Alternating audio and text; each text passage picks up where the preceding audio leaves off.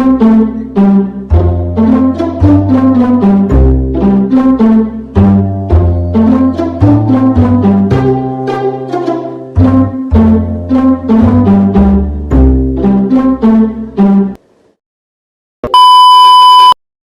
merong mga tao na hindi mabubuhay ng walang alak at saka sigarilyo?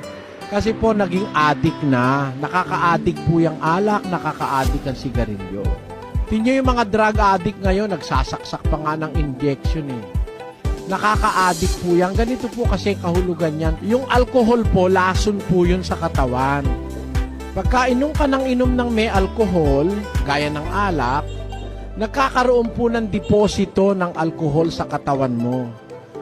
Pagka yung deposito na yun ng alcohol ay nagtatrabaho po yung ating atay, kung yung alcohol masama sa katawan, inaalisan ng atay ng bisa yun. Kaya pag uminom ka ng alak, nalalasing ka, nawawala yung pagkalasing mo kasi nagtatrabaho yung atay.